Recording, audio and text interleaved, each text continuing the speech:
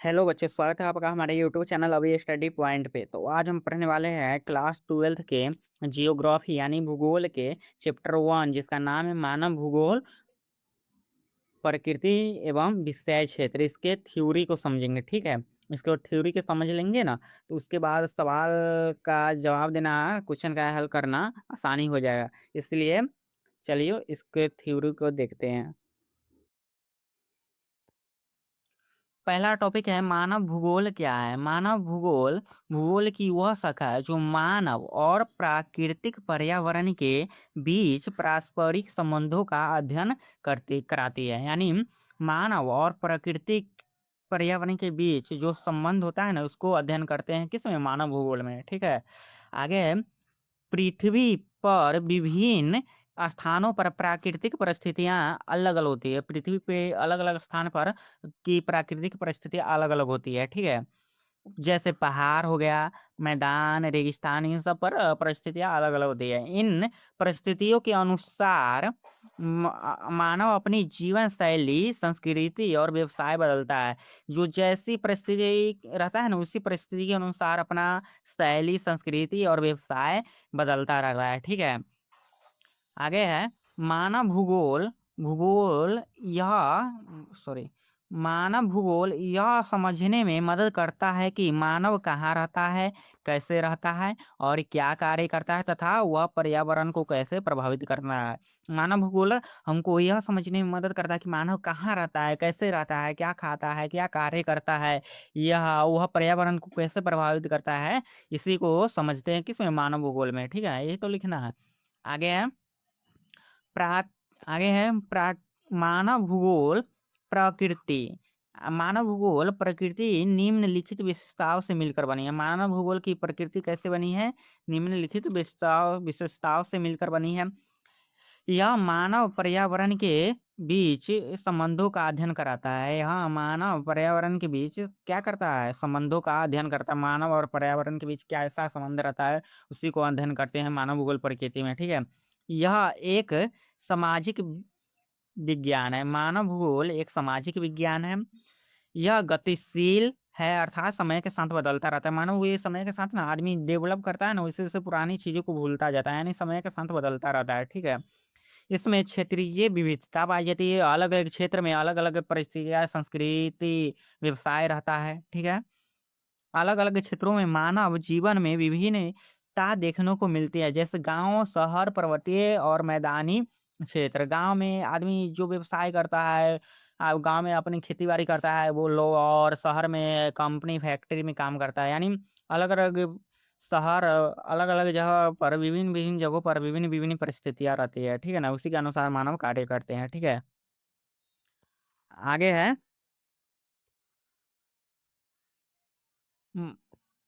मानव भूगोल का क्षेत्र कौन है। मानव भूगोल का क्षेत्र बहुव्यापक है। मानव भूगोल का क्षेत्र बहुत व्यापक है। इसमें मानव जीवन के विभिन्न पहलुओं का अध्ययन किया जाता है। मानव भूगोल में मानव के जीवन के विभिन्न पहलुओं का क्या किया जाता है, अध्ययन किया जाता है। जैसे में जनसंख्या के बारे में अध्ययन करते हैं, आर्थिक भूगोल के बारे में अध्ययन करते हैं, सामाजिक भूगोल के बारे में अध्ययन करते हैं, राजनीतिक भूगोल के बारे में अध्ययन करते हैं, परिवहन एवं संचार के बारे में अध्ययन करते हैं। किसमें, मानव भूगोल का क्षेत्र में ये सब, यानी जनसंख्या, आर्थिक भूगोल, सामाजिक भूगोल, राजनीतिक भूगोल, परिवहन एवं संचार, ये सब आएगा मानव भूगोल के क्षेत्र में। यही सभी भाग मिलकर यही सभी भाग मिलकर जीवन के संपूर्ण स्वरूप को समझने में सहायता प्रदान करते हैं, ठीक है। अगला टॉपिक है प्राकृतिक परिदृश्य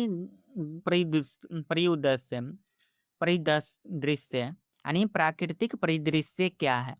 प्राकृतिक परिदृश्य वह होता है जो पूरी तरह प्रकृति द्वारा निर्मित होता है और जिसमें मानव का कोई हस्तक्षेप नहीं होता है। प्राकृतिक परिदृश्य उसे कहते हैं जो पूरी तरह प्राकृतिक बनाता है, उसमें मानव का कोई हस्तक्षेप नहीं होता। उदाहरण के लिए पहाड़ प्रकृति के द्वारा बना है, नदियां प्रकृति के द्वारा बना है, जल प्रकृति ने बनाया है। यह पृथ्वी का मूल रूप होता है, ठीक है, प्राकृतिक संसाधन यानी प्राकृतिक परिदृश्य। इसमें मानव का कोई हस्तक्षेप नहीं होता है। यानी सिंपल भाषा में करो, जो प्रकृति द्वारा निर्मित है, जिसको प्राकृतिक ने बनाया है, वो क्या होगा? प्राकृतिक परिदृश्य होगा। आगे बढ़ते हैं।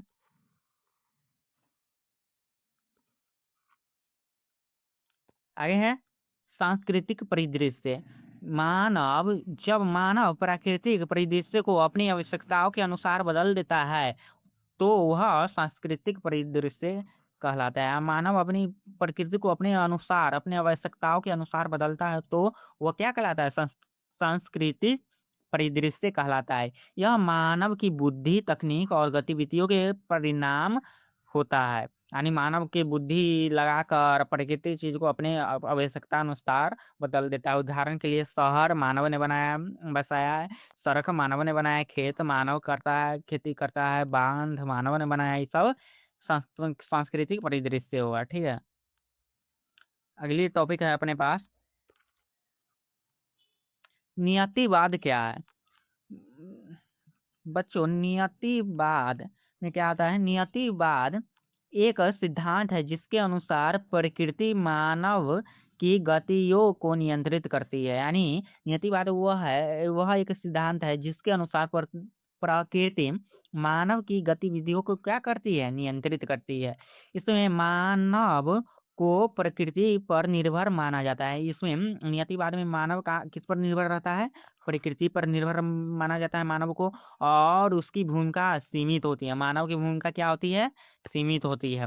प्राकृतिक परिस्थितियां जैसे जलवायु, स्थलाकृति मानव जीवन को प्रभावित करती है। ठीक है, जलवायु, स्थलाकृति मानव जीवन को प्रभावित करते हैं। उदाहरण के लिए रेगिस्तान में खेती करना कठिन होता है, क्योंकि वहाँ का जलवायु, वहाँ वर्षा होवे नहीं करता है, खेती हो ही नहीं सकता है। यानी जैसे जलवायु मानव जीवन को प्रभावित करती है, यानी इस पर मानव पूरी तरह प्रकृति पर निर्भर रहता है ना, उसी को नियतिवाद कहते हैं। ठंडे क्षेत्रों में जनसंख्या कम होती है, कहाँ के? क्योंकि वहाँ ठंड ज्यादा लगता है, इसलिए नहीं रहता है आदमी वहाँ पे। आगे है संभाव्यवाद क्या है? संभाव्यवाद, संभाव्यवाद में संभाव्यवाद के अनुसार प्रकृति केवल अवसर प्रदान करती है। प्रकृति और क्या करती है? अवसर प्रदान करती है, जबकि मानव अपनी बुद्धि और तकनीक तकनीक से विकास करते हैं। यानी देखो, प्रकृति में तो सब कुछ, प्रकृति सब कुछ दिया है मानव को, और मानव प्रकृति अवसर प्रदान करता है कि मानव अपनी बुद्धि के अनुसार उसका कितना उपयोग कर सकता है, कितना उपयोग में ला सकता है। यानी समाजवाद के अनुसार प्रकृति केवल अवसर प्रदान करती है, जबकि मानव अपनी बुद्धि और तकनीक से विकास करता है। इसको क्या कहते हैं? संभाव्यवाद। इस सिद्धांत में मानव को सक्रिय सक्रिय और शक्तिशाली माना जाता है। संभाव्यवाद सिद्धांत में मानव को सक्रिय एवं शक्तिशाली माना जाता है, क्योंकि प्रकृति को दिया है, लेकिन मानव उसका उपयोग मानव अपनी बुद्धि के अनुसार ही न करता है। आगे, मानव अपनी आवश्यकताओं के अनुसार पर्यावरण में परिवर्तन कर सकता है। मानव का जितना आवश्यकता होगा, उस अनुसार पर्यावरण में परिवर्तन कर सकता है। उदाहरण के लिए रेगिस्तान में आधुनिक शहर जैसे दुबई, सूखे क्षेत्रों में सिंचाई द्वारा खेती। यानी देखो, अगर मनुष्य चाहेगा ना, मानव चाहेगा, तो रेगिस्तान में आधुनिक शहर बसा सकता है, जैसे दुबई जैसे शहर बसा सकता है। और सूखे हुए क्षेत्रों में सिंचाई द्वारा खेती करवा सकता है। ये सब मानव अपनी बुद्धि के अनुसार कर सकता है। ठीक है, अगले टॉपिक की ओर बढ़ते हैं। आगे है मानव पर्यावरण संबंध।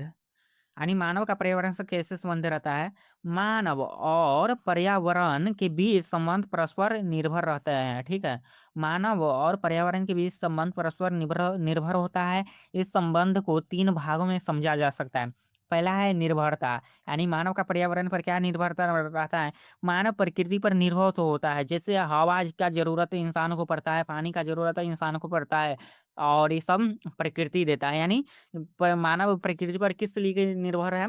हवा, पानी, धूप, रोशनी, इस सब के लिए मानव प्रकृति पर निर्भर है। दूसरा है अनुकूलन।